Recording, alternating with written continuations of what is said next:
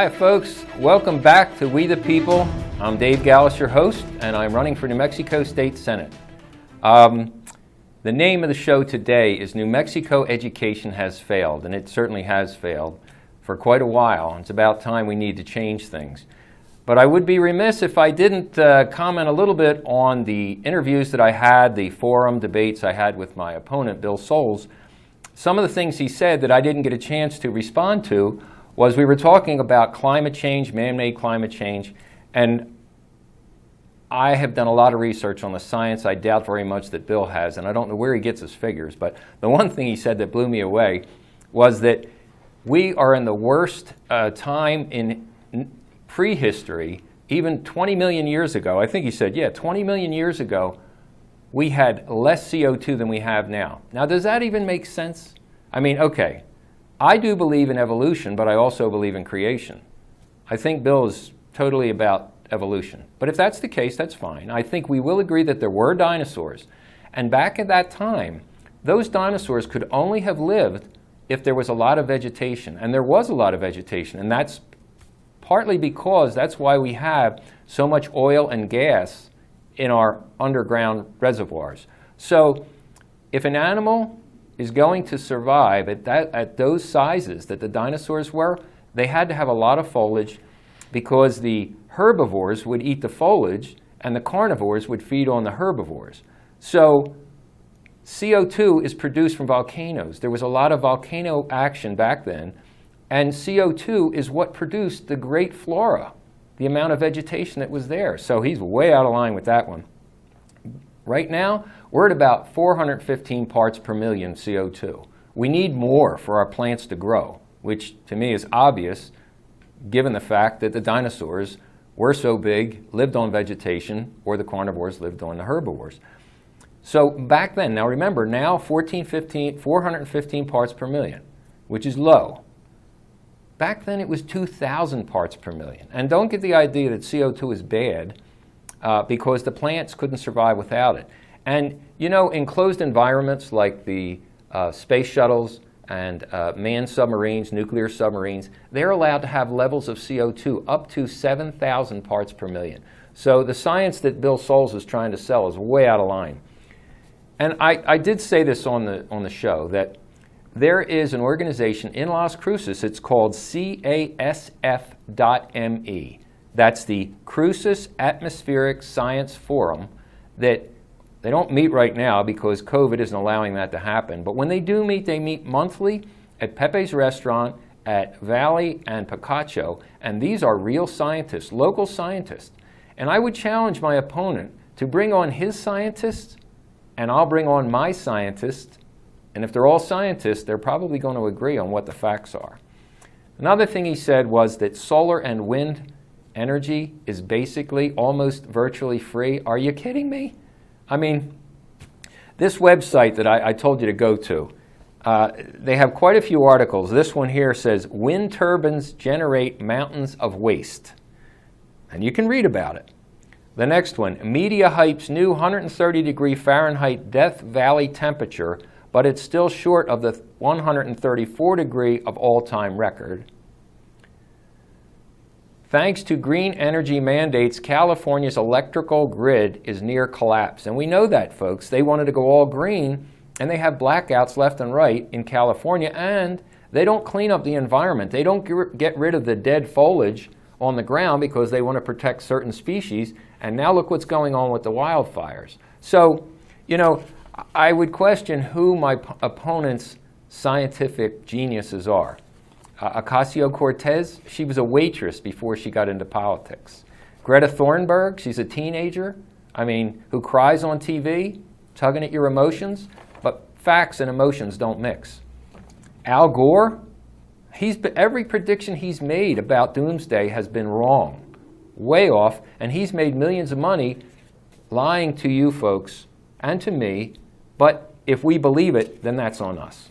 Okay, so anyway, another thing I want to get to before education, and this does actually fit into education because it may very well be more important to educate the voters than it is to educate our children. They're probably equal, if not voting is more important, because if we don't elect the right legislators, we are stuck with an education system that does not work.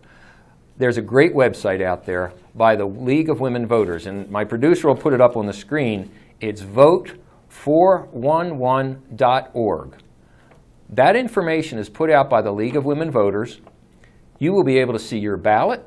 You will be able to all you have to do is type in your address and you'll see what your ballot will look like. And there's 5 very important things. You have 2 constitutional amendments that are going to be proposed, and there's 3 bond issues. Now, to me, when you hear the word bond, bond means taxes, because you will be paying for it.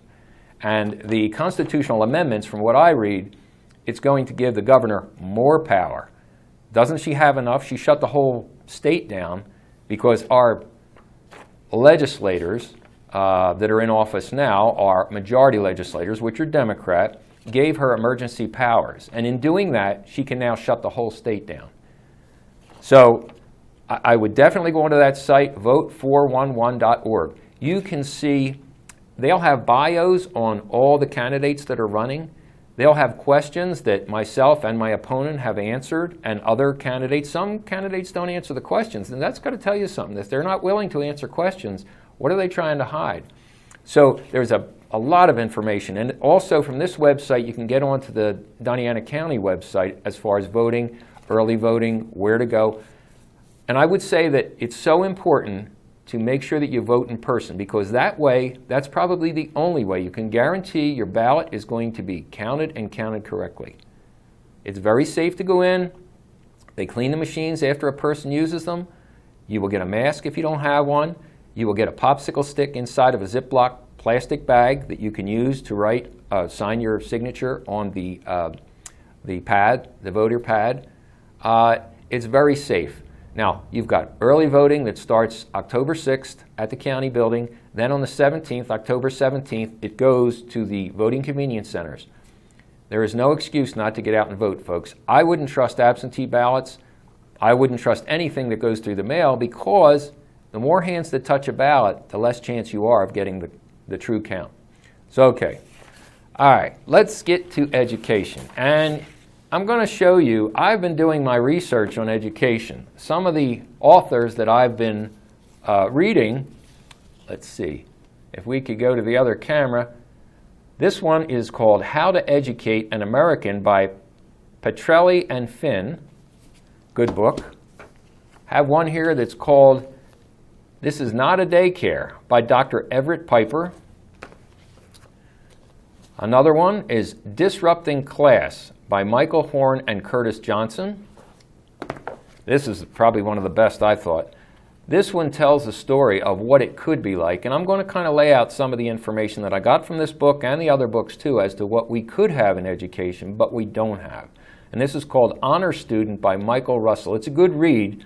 It tells a story about people that are involved in the education system from the student's point of view as well. And it's very well written. It's an easy read. It's very interesting. It gives you hope. Probably the most important book that I've read was written a long time ago. This one is called Who's Ruining Our Schools by Dan Alexander. Now, this was written in 1981, and it was written after President Reagan commissioned a study on our failing education system. This is 1981. There was a paper put out called Nation at Risk, and it shows that the biggest problem in our education system is because it's actually controlled by the school teachers union. They have tremendous amounts of money, and they have tremendous amounts of political power, probably because of the money. They have constant dues coming in, and that money that they can apply to legislators, like my opponent, who gets money from the National Education Association, which is the school teachers union, and I believe there's another school teachers union as well. But this big money buys elections. So my opponent will be in office to do what the school teachers union wants him to do. Okay, so I'd like you to imagine a school system where you have control as parents, and even students to some extent, as to what you're being taught. First off, you need the basics. And the basics in education will be math, science, literature, writing and reading. These are the most basics that you need to learn. Everything else you don't need to have. If you want to do any kind of study on social studies, where it's how people are interacting with what's going on today, that could fall under the study of government, which I also think is critical. Government, civics, American history, these are the basics. But once you get beyond that, you start clouding the issue. There's another thing, too, that I believe our teachers as well as our students are victimized by a system that's failed. Now, again, let me remind you that my opponent has been the top legislator in the state. Now, he doesn't govern it, but he proposes bills that sets policy and makes laws about education. So he's been the vice chairman and now the chairman of the education in the Senate, top man, top state Senate legislator. We are the worst state in the union when it comes to pre-K through 12th grade. Now, I don't consider education beyond 12th grade, beyond high school, as education. To me, that's job training. By that time, you will have learned how to learn. Learned how to learn? Yeah, that's right. Not what to learn. If you start teaching a student what to learn, it's no longer teaching, it's propagandizing. And you know, we have a natural tendency to learn. As children, look at a baby that's first born, reaching out, trying to explore its world, looking at faces, trying to communicate. Look at, as a toddler is growing, they trip, they fall, they stand, they walk, they move into all the rooms you don't want them to go to. They probe into like an electrical socket. They don't know that there's electricity in there. They're always exploring the world. This can continue on, and it should continue on. This natural tendency to want to learn, explore the world around them. But somewhere along the line, it's been stifled. So imagine that parents are fully interactive with the schools, with the teachers, with the education system. I think a lot of parents like myself, when I had a son when I was 40 years old, and he entered the public education system. Before that, in a form of marriage, my children were educated in the Catholic school system, which was big on discipline, big on the basics, and no fluff. It was really a good, solid education. My girls did well. My son, he was in the new education system, the public school education system, new to me, I'll say. You know, they were introducing things that were not basics. And I can see now how our young folks, our students, as well as our young adults, are rebelling against their parents, rebelling against the government, rebelling against any kind of authority. Why is that? I believe it's because they've been indoctrinated into the socialist end of education. I wouldn't even call it education. They're socializing our children. Look what's going on in these cities. You know, this Black Lives Matter thing? If you notice, it's millennials, it's white millennials that are uprising. Not blacks, very few blacks that are doing this. So again, I want you to visualize what could be. And what's going on right now is not doing well. So we're going to take a short break. We'll take a short break, and when we come back, we will discuss what our education system could be, but is not. Be back in a minute.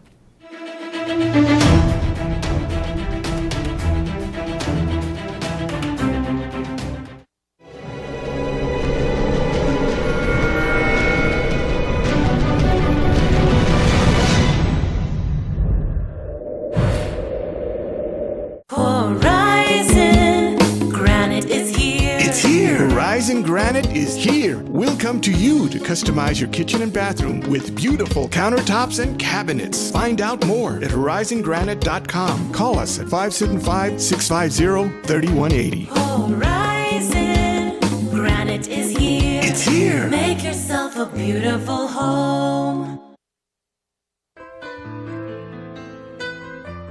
Hi, I'm Ray Bamberg with Here on Earth. I would like to invite you for a free hearing evaluation to our office. We've been here in southern New Mexico for 34 years helping people hear better.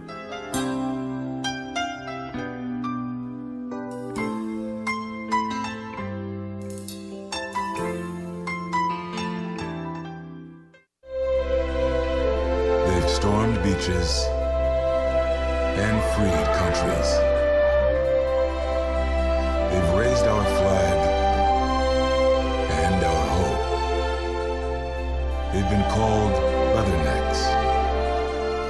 They've been called devil dogs. But above all, they're called Marines.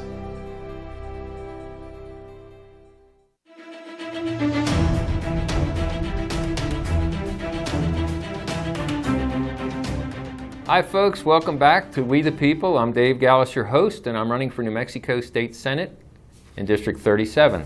And basically that's from University Avenue North, including the Talavera section, and between the I-25 and the mountains, the Oregon Mountains.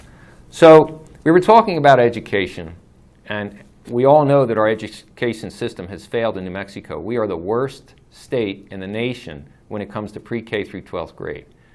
I know I can do better than that, and I believe that my opponent has failed miserably.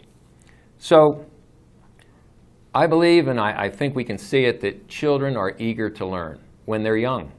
What happens after they get into school, the public school system that I say is a failure, is what the problem is. The main thing I think is we need to engage parents. Now, our present public school system wants to have early childhood education. Well, to me, early childhood education is where the parents come in. Now, if we support the parents and not necessarily try to take the children away from the parents, that would be helping the parents. Some parents probably don't even speak English, so they're against a hard wall right there. So you help the parents do whatever it is to get them ready to come into school. So we could have classes at night to teach parents skills, maybe even a language skill if they have the problem. I mean, this is America. We should be speaking English. If the students want to learn other languages beyond that, well, that's where high school comes in, or even extracurricular after school. But if the parents are involved and know that they have a say, they won't be frustrated and throw their hands up and say, oh, the government knows how to educate my children, which is a big, big mistake. The government has no business in education. It never did. What we need to do is to make sure the parents are engaged and the children and the parents work together, and the teachers are allowed to do what they want to do. They want to educate kids. I'm sure the teachers did not come in to study to be educators to make a ton of money. If they have a fair salary, I think they would be very happy. But we have a very big shortage of educators in New Mexico. Why is that? I don't think it's the pay scale, but I will say this. I think good qualified educators should be paid an equivalent amount, say what an engineer gets, $80,000 a year. That would be a fair wage as far as I'm concerned for such an important job. But you have to have good qualified teachers. They would have to be evaluated by parents, students, and fellow teachers. Not by the school teachers union, and the school teachers union, I believe, protects the bums that don't belong in class, that sit around and don't really engage with the students. So with the school teachers union, again, I'm going to nail on that book, Who's Ruining Our Schools, that was written a long time ago. Poor education, it hasn't gotten better, folks. It's gotten worse, especially in New Mexico. You have school teachers that have to, well, they don't have to, but they're coerced into paying into the school teachers union, which generates a lot of money. And that money can go to re-elect people like my opponent that will do just what the school teachers union wants them to do. Vote on certain things, propose different bills.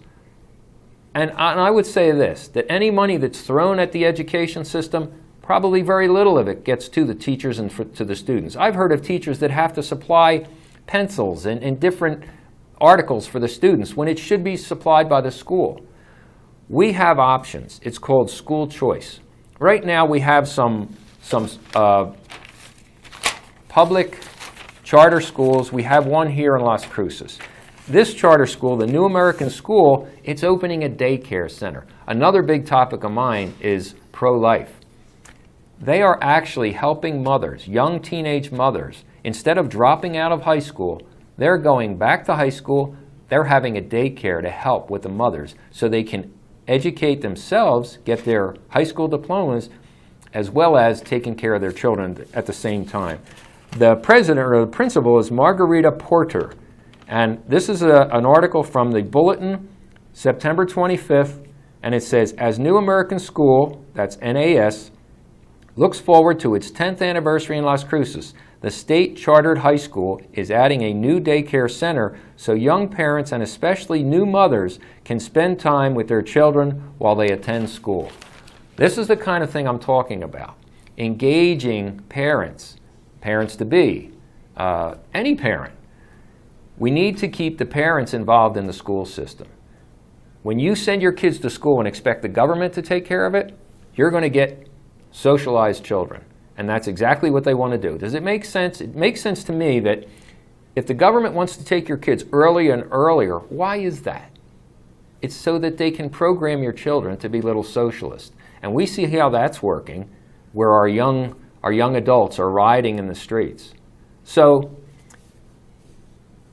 like I said, teachers, if they get a fair salary, I think they'd be very satisfied. And the reason we don't have teachers, we have a shortage of teachers, is because our teachers are unhappy.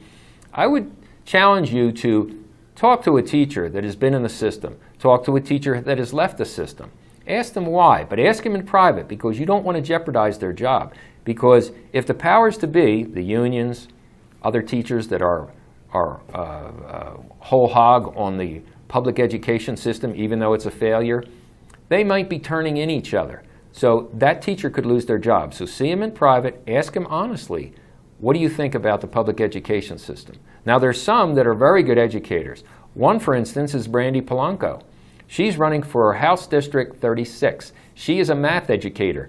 She is such a good math educator that they've used her curriculum instead of the unionized curriculum because it's very effective. Now that's math.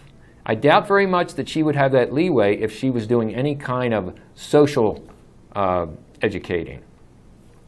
But we need to have choices.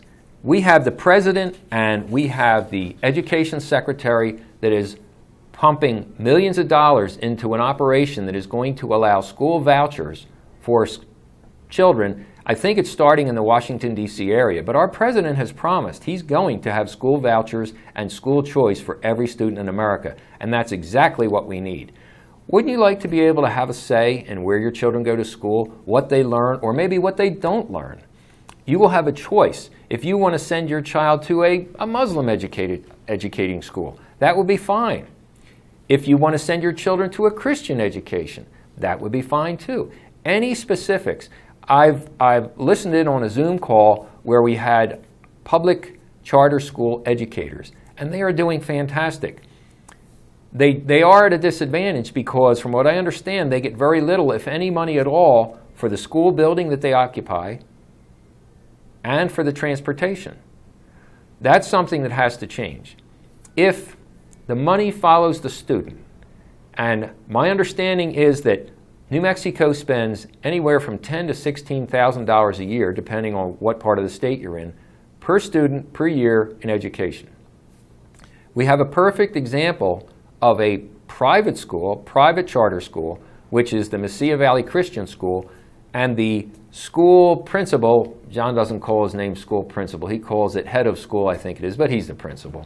John Foreman is running for House District 52, and he's running because he's fed up with an education system that doesn't work outside of his school. Like I said, he's the principal of Mesilla Valley Christian School. Mesilla Valley Christian School, in the 40 years of operation, has not had one student that has not graduated high school. And yet the state average for dropouts in New Mexico is 25 to 30%. And John Foreman School can educate for $5,000 a year, whereas the state-run education system spends $10,000 to $16,000 a year. So you're getting a much better product at a much cheaper price. Now, all students have to be educated in the public school system, but that can be handled because what we can do is we can actually spread out through all the school systems each school system has to take a percentage of the at-risk students or the handicapped students or whatever. So this can be spread out. So for the money that we would be saving by allowing school choice and taking that money back from the government, I mean, this money, we're getting this money in the form of taxes that we pay, and we're not getting much for our money. And the money that's generated from land leases in New Mexico, from natural resources, you know, my opponent, he wants to get rid of oil and gas. He wants to go to not nuclear. He wants to go to wind and solar power. But he was glad to take all the money that we got when we had the oil and gas boom.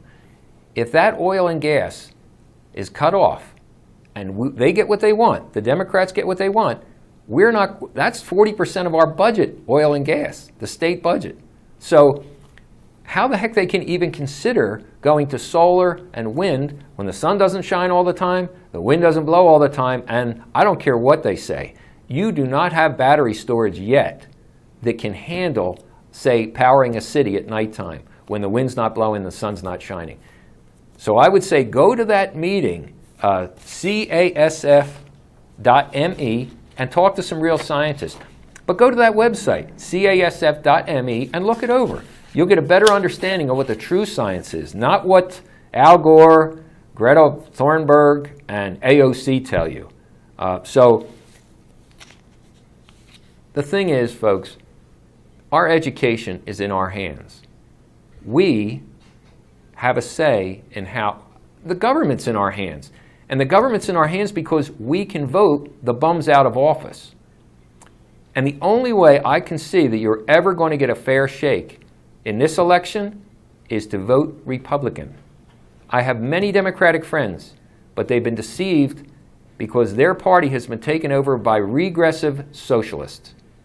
They don't think about what the cost is for anything. It's just everybody gets free everything. Now that doesn't even make sense.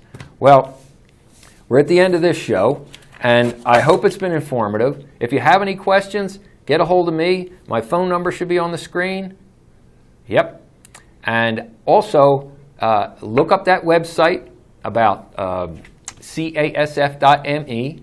That will help you with understanding the hoax of man-made climate change. So next week, I'll see you next week, folks. I don't know what the subject's going to be yet, but I'm sure it'll be interesting. And really, you have to vote. Your vote is your voice. Don't forget that. See you next week.